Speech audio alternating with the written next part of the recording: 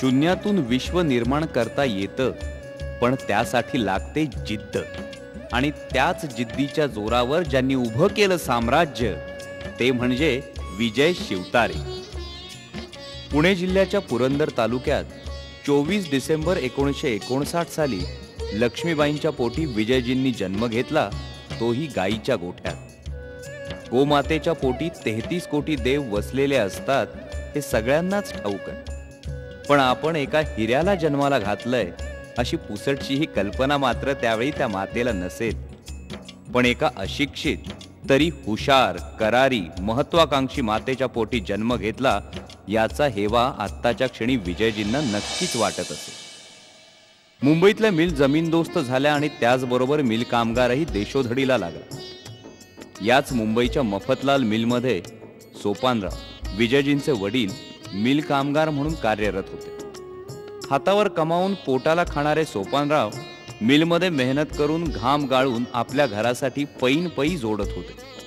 त्याच वेळी आईच्या छत्रछायेखाली विजयजी लहानाचे मोठे होत होते. यादववाडीच्या प्राथमिक शाळेत 1ली ते 4थी, 5वी ते 7वी हरगुडे येथल्या माध्यमिक शाळेत, तर त्यापुढील म्हणजे 8वी ते 11वी पर्यंतचं त्यांचं शिक्षण कर्मवीर विद्यालय परिंचे इथं झालं. प्रत्येकाच्या आयुष्यात प्रत्येक माणसाला कुणी भेटतो ते गुरु म्हणून, तर कुणी भेटतो ते मार्गदर्शक म्हणून, ज्याच्यामुळं आयुष्य उजळून निघतं. विद्यार्थी दशेतच विजयजींना भेटले विष्णू गुरुजी ताकवले, ज्यांच्यामुळं विजयजींची प्रगतीच झाली. 5वीला हरगुड्याच्या शाळेमध्ये माझा दाखला केला गेला. मला कळत नाही, परंतु त्या काळातले हरगुड्याच्या शाळेचे महत्त्वाचे शिक्षक, पुढे त्यांना प्रेसिडेंट अवॉर्ड सुद्धा मिळाले, असे आमच्या सर्वांचे लाडके विष्णू गुरुजी दाखवले. पहिल्याच भेटीत मला कळत नाही का, परंतु त्यांनी माझं नाव विजय शिवतारेऐवजी टोपण नावाने सरदार या नावाने माझं नाव ठेवलं गेलं. मला नेहमी ते सरदारच म्हणत असत. हरगुड्याची शाळा आणि विष्णू गुरुजी दाखवले यांच्या कृपेमुळे मी आज जो काय आहे तो केवळ विष्णू गुरुजी दाखवले यांच्या कृपेमुळे, त्यांच्या मार्गदर्शनामुळे. जर कदाचित विष्णू गुरुजी दाखवले मला भेटले नसते तर आजचा विजय शिवतारे 100% दिसलाच नसता. 100% क्रेडिट हे त्या गुरुजींचं आहे की ज्यांच्यामुळे मी घडलो. मुख्य म्हणजे 1ली ते 11वी विजयजींनी कधीच पहिला नंबर सोडला नाही, तर आई वडिलांनी त्यांच्या शिक्षणासाठी कधीच पैसा कमी पडू दिला नाही. मेकॅनिकल इंजिनिअरिंगची पदविका घेतल्यानंतर L&T मध्ये ते ट्रेनी म्हणून राहिले. त्यानंतर गोदरेज अँड बॉईजमध्ये नोकरी केली. नोकरी करत असताना 1981 साली ते सौ मंदाकिनी यांच्याशी विवाहबद्ध झाले आणि मुंबईच्या माझगावच्या नारळवाडीत 10 बाय 10च्या छोट्याशा खोलीत त्यांनी आपला छोटासा संसार थाटला. पण त्याच वेळी पत्नी मंदाकिनीच्या रूपानं लक्ष्मीच त्यांच्या घरात आली होती. 1981 साली माझा सौ मंदाकिनीशी प्रेमविवाह झाला. प्रेमविवाह म्हणण्यापेक्षा आम्हाला कोणी मुलगी दिलीच नसती अशी अवस्था. 300 रुपयातलं लग्न आणि नारळवाडीमध्ये 10 बाय 10च्या रूममध्ये संसार. एखाद्या पिक्चरला स्टोरी शोभावी अशा पद्धतीने त्यावेळची ती अवस्था. आणि त्या कंडिशनमध्ये माझ्या सौभाग्यवतीने अतिशय चांगली अशी साथ, मनापासून अशी साथ मला दिली. उपजतच हुशार असणाऱ्या विजयजींचं मात्र कामात लक्ष लागत नव्हतं. त्यांनी नोकरीला रामराम करून व्यवसायाला सुरुवात केली आणि उभा राहिला पहिला कारखाना उत्सर्जित होत असलेल्या सांडपाण्यावर प्रक्रिया प्रकल्प, म्हणजेच एफ्लुएंट ट्रीटमेंट प्लांट. थोड्याच अवधीत संपूर्ण देशात वेगवेगळ्या राज्यात त्यांनी कार्यान्वित केले 27 प्रकल्प. ते सारं साम्राज्य उभं करत असताना, अनेक चढ उतारांना सामोरं जात असताना जराही विचलित न होता अनुभवांच्या जोरावर ते पुढे पुढे चालतच राहिले, ते पुन्हा कधीही मागे न बघण्यासाठी.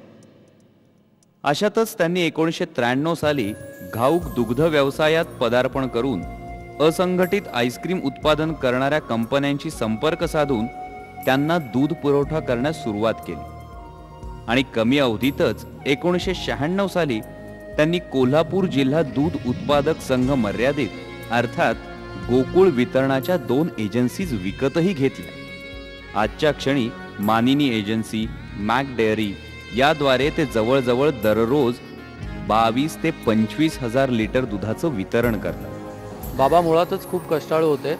सुरुवातीच्या अत्यंत हलाखीच्या परिस्थितीतून त्यांनी आम्हाला लहानाचं मोठं केलं। 1996 सालापासून अत्यंत मेहनतीने बाबांनी गोकुळचा दुधाचा व्यवसाय हातात घेतला आणि गेल्या 6-7 वर्षापासून तो व्यवसाय मी सांभाळतोय। आज जे सर्व काही आहे ते आमच्या बाबांच्या आशीर्वादामुळेच। अडचणीत असलेल्यांचा गैरफायदा कधी घेऊ नये, तर त्यांना मदतच करावी हे ठाऊक असलेल्या विजयजींनी पुढे बांधकाम व्यवसायात पदार्पण करून अडचणीत असलेली व्ही पटेल ही बांधकाम कंपनी विकत घेतली आणि त्या माध्यमातून त्यांनी वेगवेगळे बांधकाम प्रोजेक्ट्स कार्यान्वित केले। हे सगळं केवळ तिथल्या कामगारांसाठी आणि त्यांच्या रोजगारासाठी। एवढ्यावरच विजयजी थांबले नाहीत, तर पुढे जाऊन त्यांनी फिशरी म्हणजेच मत्स्य संवर्धन व्यवसायात पदार्पण केलं आणि आजच्या मितीला सुरतमधील अभवा तर पालघरमधील जलसार येथे 2 मोठे प्रकल्प त्यांनी उभे केले। आपल्या हुशारीच्या आणि जिद्दीच्या जोरावर त्यांनी वेगवेगळ्या व्यवसायात हात घातला आणि समीकरणच झालं। विजयजींचा हात म्हणजे परीस, हात लावतील त्याचं सोनच करणं। माणसाकडे पैसा आला की माणसाचे पाय जमिनीवर राहत नाहीत, पण आजच्या घडीला ते आपले पाय जमिनीवर घट्ट रोवून उभे आहेत। आज यशाच्या शिखरावर विराजमान होऊनही त्यांच्या मनात एकच विचार घोळत असे, याच मातीतून आज एक विजय शिवतारे उभा राहू शकतो, तर मग असे अजूनही अनेक विजयी वीर का उभे राहू शकत नाहीत। या विचाराने ते अस्वस्थ होतात। मात्र जे आपल्याला साध्य झालं ते सर्वांना होईलच असं नाही, हे सत्य उमगल्यामुळे ते आपल्या परीने खऱ्या अर्थाने समाजसेवेत मग्न होतात। वेळेचं भान विसरून ते मायबाप जनतेच्या सेवेत लीन होतात। मुंबई ही विजयजींची कर्मभूमी ठरली असली तरीही आपल्या गावच्या मातीशी, आपल्या पुरंदरशी त्यांचं नातं जराही ढळलं नाही। पुरंदर हवेलीच्या विकासाच्या ध्यासापायी नेहमीच प्रगतीसाठी लागणारी कोणतीही मदत करायला त्यांनी मागे पुढे पाहिलं नाही। ज्या शाळांनी त्यांना भरभरून दिलं त्या शाळांसाठी, तिथल्या विद्यार्थ्यांसाठी ते आजही मनापासून झटत असतात। स्वतःचं आयुष्य मुंबईत गेलं असल्याने मुंबईची नवलाई त्यांना नाही, मात्र इतर राज्यातल्या प्रत्येक लहान मुलाच्या मनात मुंबईबद्दल काय आकर्षण असतं ते त्यांना पक्क ठाऊक आहे। म्हणूनच तर ते तिथल्या शाळेच्या विद्यार्थ्यांच्या सहली घेऊन स्वतः मुंबईत येतात आणि त्या बालविश्वात रममाण होतात। या जनसेवेतूनच त्यांना राजकारणात प्रवेश मिळाला। केवळ खुर्चीचं राजकारण न खेळता आपल्या अंगी असलेला समाजसेवेचा वसाच त्यांनी पुढे सुरू ठेवला।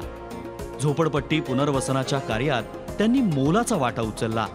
बांद्रा येथील हिंदू आणि मुस्लिम या दोन्ही समाजाला विकासासाठी एकत्र आणण्याची कामगिरी त्यांनी केली।